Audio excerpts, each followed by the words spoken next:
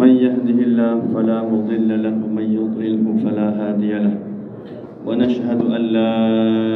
إله إلا الله وحده لا شريك له ونشهد أن سيدنا محمدا عبده ورسوله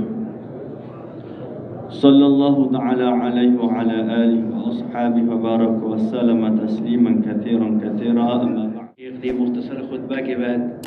قرآن پاک کی چند آیت تلاوت فرمائی جس میں اس امت کے جو منصب ذمہ داری ہے وہ بیان کیا گیا ہے کہ اس سے بہتر بات کس کی ہو سکتی ہے جو لوگوں کو اللہ کی طرف بلائے، اور دوسری آیت بیان فرمائی جس کا مفہوم ہے اے میرے نبی اپنی امت سے فرما دیجئے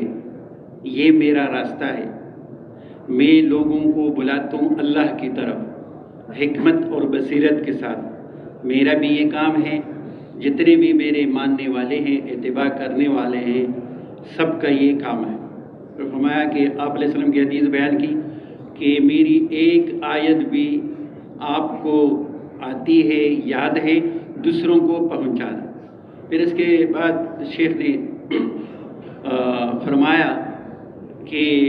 ہم اللہ کا شکر ادا کریں کہ اللہ جل شانہ نے ہمیں نعمت عظمیٰ سے سرفراز فرمایا ہے، وہ دین اسلام ہے۔ دین اسلام ہے، دین اسلام ایک ایسا مذہب ہے جو اللہ تعالیٰ نے تمام دنیا کے انسانوں کے لیے کامیابی کے لیے ذریعہ بنایا ہے، اور خصوصی طور پر مسلمانوں پر بہت بڑا احسان کیا ہے کہ بغیر مانگے اللہ پاک نے اسلام نصیب فرمایا، کلمہ نصیب فرمایا۔ یہ اللہ تعالیٰ کی بہت بڑی نعمت ہے، اس نعمت کا ہم جتنا بھی شکر ادا کریں یہ کم ہے، اور جس نعمت کا انسان شکر ادا کرتا ہے تو اس میں اللہ جل شانہ انسان کے لیے آگے بڑھوتری عطا فرماتے ہیں، زیادتی عطا فرماتے ہیں کہ ایک دنیا کی زندگی ہے اور ایک آخرت کی زندگی ہے۔ یہ دنیا کی زندگی فانی ہے اور آخرت کی زندگی باقی ہے۔ یہ دنیا کی زندگی اللہ تعالیٰ نے انسان کو اس لیے دی ہے کہ دنیا میں آخرت کے لیے تیاری کی ہے، کیونکہ شیخ نے فرمایا کہ اللہ تعالیٰ نے یہ تمام دنیا جو ہے، تمام کائنات ہے، یہ میں نے انسان کے لیے پیدا کیا ہے، اور انسان کو آخرت کے لیے پیدا کیا گیا ہے کہ یہ دنیا میں ایسی محنت کرے کہ اپنی آخرت کو بنا لے۔ اور یہ اللہ جل شانہ نے ہر انسان کو ایک بار ہی موقع دیا ہے کہ اس میں غفلت نہ گزارے، غفلت نہ برتے، بلکہ جو اللہ کے احکامات ہیں اس کے مطابق اپنی زندگی گزارے تاکہ انسان آخرت میں ہمیشہ کے لیے کامیاب ہو جائے۔ دنیا کا جتنا نظام ہے ہم اپنی آنکھوں سے دیکھتے ہیں یا جو ہمیں دکھائی نہیں دیتا، سب اللہ تعالیٰ نے اس انسان کے فائدہ کے لیے پیدا کیا ہے۔ نیچے زمین پر چلتے ہیں، دیکھو اللہ نے اس کے لیے بچائی ہے، اوپر آنکھیں اٹھاؤ آسمان نظر آئے گا،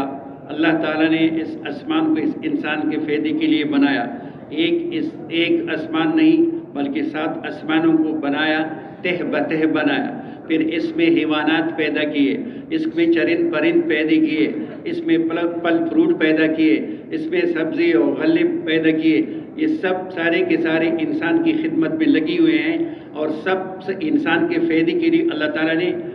اس کو کائنات کو پیدا کیا ہے تاکہ انسان اس سے فائدہ حاصل کرے۔ اور اللہ جل شانہ نے انسان کو صرف اپنی اطاعت، اپنی بندی کے لیے پیدا کیا ہے کہ دنیا میں انسان رہ کر یہ میرے نعمتوں کا شکر ادا کرے، اور شکر یہ ہے کہ میری عبادت کرے تاکہ میرے پاس ہمیشہ کے لیے کامیاب ہو کر آ جائے۔ کہ اللہ تعالیٰ جل شانہ نے اس انسان کو دنیا میں پیدا فرمایا اور پھر اس کے ساتھ نفس و شیطان کو بھی لگایا۔ نفس و شیطان اس انسان کو بہکاتا ہے، اس کے دل کے اندر، اس کے دماغ کے اندر غلط وسوسے ڈالتا ہے اور اللہ جل شانہ سے غافل کرتا ہے، ان کی عبادات میں سستی پیدا کرتا ہے۔ لیکن اگر جس انسان نے اپنے خواہشات پر قابو پا لیا اور اپنے آپ کو اللہ کی نافرمانی سے بچا دیا تو اللہ جل شانہ نے اس کے لیے جنت پیدا کیا ہے۔ اللہ جل شانہ ایسے لوگوں کو جنت میں داخل کریں گے جو دنیا میں اللہ سے ڈرے، اللہ سے ڈرے، اپنی خواہشات اور شیطان کی بات کو نہیں مانا اور اللہ کی تابعداری کے اندر زندگی گزاری تو اللہ جل شانہ ان لوگوں کو جنت میں داخل فرمائیں گے۔ اس بھائی نے فرمایا کہ ہم اللہ کا شکر ادا کریں کہ اللہ جل شانہ نے ہم سب کو ایک کلمہ نصیب فرمائے، لا الہ الا اللہ محمد رسول اللہ۔ اس کا مقصد مفہوم بیان کیا کہ وہ ہے کہ اللہ جل شانہ سے سب کچھ ہونے کا یقین اور مخلوق سے اللہ کے ارادے کے بغیر کچھ نہ ہونے کا یقین ہمارے اور آپ کے دلوں میں آ جائے کہ سب کچھ کرنے والے اللہ کی ذات ہے، وہ خالق ہے، وہ مالک ہے، وہ رازق ہے، وہ قوت والا ہے، ساری مخلوق کو رزق دیتا ہے، ساری کی ساری مخلوق اللہ کی محتاج ہے، وہ ایسی ذات ہے جو کسی کا محتاج نہیں۔ ہم ایک اللہ کی بات کو مانیں گے تو دنیا اور آخرت کے اندر کامیاب ہوں گے۔ نے جو نظام پیدا کیا ہے، دن کا نظام، رات کا نظام، اور دوسرے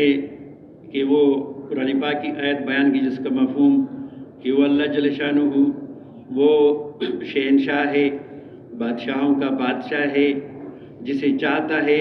اس کو بادشاہی عطا فرماتا ہے، جسے چاہتا ہے اسے چھین لیتا ہے، جس کو چاہتا ہے اس کو عزت عطا فرماتا ہے، جس کو چاہتے اس کو خوار و ذلیل کرتا ہے، کبھی رات کو لمبا کیا، کبھی دن کو لمبا کیا۔ یہ اللہ کی نشانی ہے، قدرتیں ہیں جو سارا کا سارا نظام اس کی انسان کی خاطر اللہ جل شانہ چلا رہے ہیں۔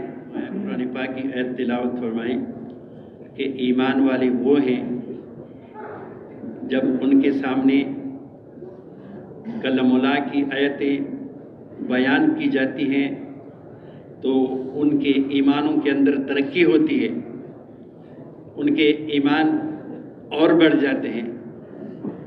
اور ایمان والوں کے ایک صفت یہ بیان فرمائی کہ یہ ایمان والے اللہ پر توکل کرتے ہیں، ہر حال میں اللہ پر توکل کرنے والے ہوتے ہیں۔ یہ ہے ایمان والوں کی نشانی کہ اللہ جل شانہ تو اپنے بندوں سے محبت کرنا چاہتا ہے، اور اللہ جل شانہ نے محبت کا طریقہ بتایا ہے۔ پیارے نبی صلی اللہ علیہ وسلم سے اللہ تعالیٰ نے فرمایا، میرے حبیب اے میرے نبی اپنی امت سے فرما دیجئے کہ اگر تم اللہ سے محبت کرنا چاہتے ہو تو اس کو بولو کہ میرا اتباع کرے۔ جب اے میرے نبی تیرا اتباع کرے گا تو میں ان لوگوں کو اپنا محبوب بنا لوں گا، اور صرف محبوب بھی نہیں بلکہ میں ان کے اگلے تمام گناہوں کو معاف فرما دوں گا۔ تو اللہ جل شانہ کے ساتھ محبت کا تقاضا یہ ہے کہ ہم حضور پاک علیہ السلام کی ایک ایک طریقے کا اتباع کریں، اپنی 24 گھنٹے کی زندگی کو حضور پاک علیہ السلام کی مبارک طریقوں کے سانچے میں ڈال لیں تو اللہ خوش ہو جائیں گے، اللہ ہمیں اپنا محبوب بنائیں گے، اور اللہ ہماری تمام خطاؤں کو معاف فرما دیں گے۔ کہ اللہ جل شانہ نے حضور پاک علیہ السلام کو شب معراج میں 50 نمازوں کا تحفہ دیا، لیکن موسیٰ علیہ السلام نے کہا کہ اے محمد صلی اللہ علیہ وسلم، یہ آپ کی امت کمزور ہے، اللہ سے درخواست کرو کہ یہ نمازیں کم کر دیں۔ بات مختصر ہے، اس نے کہا کہ اللہ جل شانہ نے 5 نمازیں اس امت کے اوپر فرض کیے اور اجر ملے گا 50 نمازوں کا، اور قیامت کے دن سب سے پہلے نماز کے بارے میں پوچھا جائے گا۔ جس کی نماز صحیح نکل آئی اس کے باقی اعمال بھی صحیح نکلیں گے، اگر جس کی نماز خراب نکل آئی اس کے باقی اعمال بھی خراب نکلیں گے۔ تو ہمیں چاہیے کہ ہم اہتمام کے ساتھ 5 وقت نماز جماعت کے ساتھ پڑھنے والے بن گئے۔ بے شک نماز انسان کو برائی اور فحاشی سے روکتی ہے۔ کامل مقبول نماز کی علامت یہ ہے کہ یہ نماز اس انسان کو برائی اور فاحش کاموں سے روک دے۔ تو ہم نماز پر ایسی محنت کریں کہ خشوع خضوع کے ساتھ نماز پڑھیں، اللہ کی طرف دھیان لگا کر نماز پڑھیں۔ صحابہ نے تو نماز پر محنت کی، اپنی نمازوں کو بنایا تھا، 2 رکعت نفل پڑھ کر اپنی تمام حاجات کو اللہ سے حل کرواتے تھے۔ ہم ایسی نماز پڑھیں، ایسی نماز بنائیں کہ ہم 24 گھنٹے میں اللہ کے تابعدار بندے بن جائیں، ہماری نماز کے باہر کی زندگی نماز کی اطاعت پہ آ جائے۔ تو اس کے لیے ہمیں مشق کرنا پڑے گا۔ مسلمان ہیں، ہمارے اندر دین کے سیکھنے کا شوق جذبہ ہو، ہم دین کو سیکھ لیں کہ یہ اللہ کا حکم ہے، یہ حضور کا طریقہ ہے، اور 24 گھنٹے میں اللہ کا حکم انسان کی طرف متوجہ ہے۔ جب ہم اللہ کے حکم کو حضور صلی اللہ علیہ وسلم کے طریقے پر پڑھیں گے، کریں گے، اللہ کے حکم کو پورا کریں گے، تو اللہ پاک اس پر خوش ہوگا، کیونکہ آپ علیہ الصلوۃ والسلام نے صحابہ سے فرمایا ایسی نماز پڑھو جیسے آپ مجھے دیکھ رہے ہو میں نماز پڑھ رہا ہوں۔ اس طرح ہم اللہ کا ہر حکم سیکھ لیں،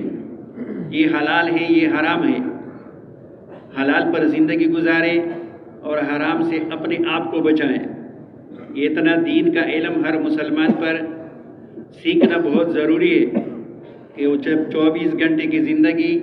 اللہ کے احکامات نبی صلی اللہ علیہ وسلم کے طریقے پر گزار سکے، کہ اللہ تعالیٰ نے علماء کا بہت بڑا درجہ رکھا ہے۔ یہ فرمایا کہ جو لوگ جانتے ہیں اور جو نہیں سمجھتے یہ برابر نہیں ہو سکتا ہے۔ علماء کو اللہ جل شانہ نے بہت بڑا اعلیٰ مقام دیا ہے، اور پھر فرمایا کہ جو علم حاصل کرنے کے لیے چلتا ہے، جس نے علم کا راستہ اختیار کر لیا، اللہ جل شانہ اس کو جنت کے راستے آسان فرماتے ہیں۔ علم کی وجہ سے انسان اللہ کو پہچان لیتا ہے، علم کی وجہ سے انسان دین کو سمجھتا ہے، تو علم کی وجہ سے انسان جنت میں چلا جاتا ہے، بشرطے کہ ایک عالم اس پر عمل کرنے والا ہو، عملی زندگی ہو۔ پھر فرمایا کہ وہ عالم جس نے جو علم حاصل کیا اس پر عمل کرے تو اللہ جل شانہ اس کو ایسی علم عطا فرمائیں گے جو علم اس کے پاس نہ ہو۔ کہ اللہ تعالیٰ کے ذکر کا مقصد یہ ہے کہ اللہ تعالیٰ کی عظمت، اللہ تعالیٰ کا خوف، اللہ تعالیٰ کا دھیان، اللہ تعالیٰ کی محبت ہمارے دل میں بیٹھ جائے۔ اس طرح فرمایا کہ فضائل ذکر میں، فضائل اعمال میں فضائل ذکر کے بہت سی احادیثیں وارد ہوئے، ہم نے سیکھنا چاہیے کہ ذکر پر اللہ تعالیٰ جل شانہ کیا دیتے ہیں، کیا عطا فرماتے ہیں۔ فرمایا کہ جو بزرگ مسنون تسبیحات بتاتے ہیں ہم اس کا اہتمام کریں۔ اس کے علاوہ دیکھو مسنون دعائیں ہیں، ہاں جی، سب کچھ ہمیں بتایا گیا ہے۔ آپ نے گھر کے اندر کیسے داخل ہونا، کون سا کلمہ پڑھنا، گھر سے نکلتے وقت کیسے نکلنا، کون سا کلمہ پڑھنا، بیت الخلاء میں داخل ہوتے وقت کون سا کلمہ پڑھنا، کس طریقے پہ داخل ہونا، بیت الخلاء سے باہر نکل کر کس پیر سے نکلنا، کون سی دعا پڑھنا، کھانا کھانے سے پہلے، کھانا کھانے کے بعد، یہ ساری چیزیں یہ مسنون دعائیں ہیں، اس کو ہم سیکھ لیں اور دوسروں کو ہم سکھائیں۔ یہ سارا ذکر اذکار میں آتا ہے کہ موقع مال کے لحاظ سے جو بھی اللہ کا حکم ہوا اس وقت اس کا اس چیز کا اہتمام کرے، اس دعا کا اہتمام کرے، یہ بھی اللہ کے ذکر میں آتا ہے۔ اللہ تعالیٰ فرماتے ہیں کہ میرا ذکر زیادہ سے زیادہ کرو، اور ذکر اللہ اکبر۔ اللہ جل شانہ کا ذکر بہت بڑا ہے کہ ہم جہاں بھی ہوں، جس موقع پر ہوں، جو بھی حکم اللہ کا متوجہ ہو، جو بھی طریقہ نبی نے بتایا اس کا اہتمام کرے، یہ سب اللہ کے ذکر میں آتا ہے۔ Kisah Abu Darda radhiyallahu anhu yang masyhur dengan doa Abu Darda. Satu ketika datang satu orang kepada Abu Darda, "Wahai Abu Darda, rumah kamu telah terbakar." Abu Darda radhiyallahu anhu menjawab, "Tidak." Kemudian datang orang kedua, "Wahai Abu Darda, rumah kamu terbakar." Datang orang kedua, Abu Darda mengatakan tidak. Datang orang yang ketiga dengan perkara yang sama,